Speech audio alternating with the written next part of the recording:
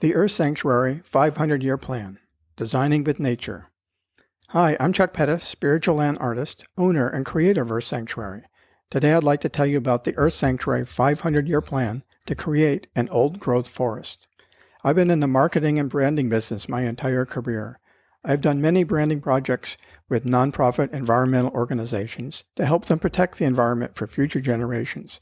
Rather than worry about all of Earth's environmental problems that I have no control over, I decided to take personal responsibility to enhance biodiversity by creating and executing a 500-year plan to create an old-growth forest, while at the same time creating inspiring and unique artworks for personal renewal and spiritual growth. Right after I purchased the 72-acre Earth Sanctuary property, I assembled a world-class team of experts in ecology, restoration, landscape design, forest planners, and feng shui. The goals of the 500-year plan include: use an exemplary and comprehensive ecological design process, create a nature reserve with maximum wildlife diversity and population, restore the land to mature old-growth forests with minimum impact to the environment, benefit the local community economically and ecologically, protect the wetlands. At Earth Sanctuary, I wanted to design with nature. When I did research on how to do this, I couldn't find any how-to resources. So my team developed an ecosystem-based approach for ecological design and development, i.e., let the land speak to us and tell us what to do to truly design with nature. Here is the methodology we used. 1. Conduct baseline ecosystem surveys of existing conditions, including wetlands, streams, vegetation, fish and wildlife, and the environmental regulatory landscape. 2. Conduct a reference ecosystem survey of South Whidbey State Park, the only old-growth forest still intact on Whidbey Island, to serve as the basis for ecological restoration, design, and landscaping. 3. Develop the Geographic Information System, GIS, map of the ponds, streams, and wetlands for design visualization, data management, and environmental education.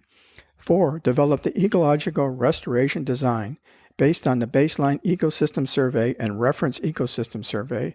And 5. Design of site roads and paths. We developed separate plans for riparian vegetation restoration around the 3 ponds, native plant restoration, and forest restoration. To date, we have planted over 15,000 native plants, over 80 species. In 2000, there were 5 species of trees on the property. Since then, we have planted 3,250 trees, 35 species.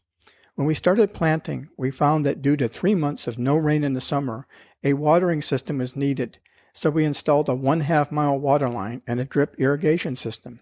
The rabbits and deer immediately started eating all the new plants, so we had to install fencing. We did tests and found that microgrow from Fungi perfecti under the newly planted trees and plants greatly extends and enhances tree and plant nutrient gathering abilities and also helps protect the trees and plants from disease.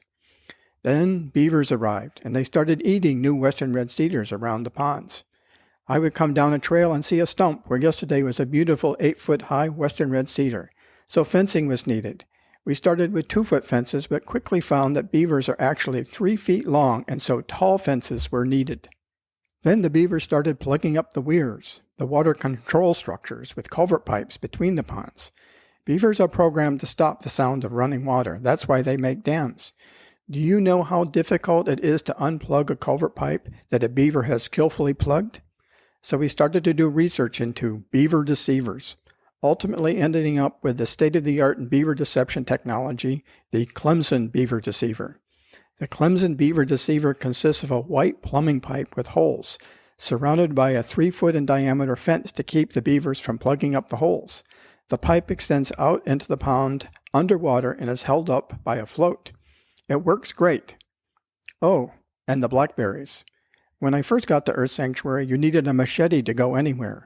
The property was completely overgrown, mainly with acres and acres of blackberries. We started removing them by hand, then moved to hedge trimmers, weed eaters, and a munching machine that turns blackberries into mulch. Note, the blackberries grow back unless you remove the root balls or regularly cut them back with a lawnmower. As you walk around Earth Sanctuary, know that we are combining the state-of-the-art and ecological restoration with art and spirit to create a peaceful and magical place for your personal enjoyment, healing, and blessing. Your visitor fees enable me to keep Earth Sanctuary open to the public and also pay for our ongoing tree planting and maintenance. Thank you for your support.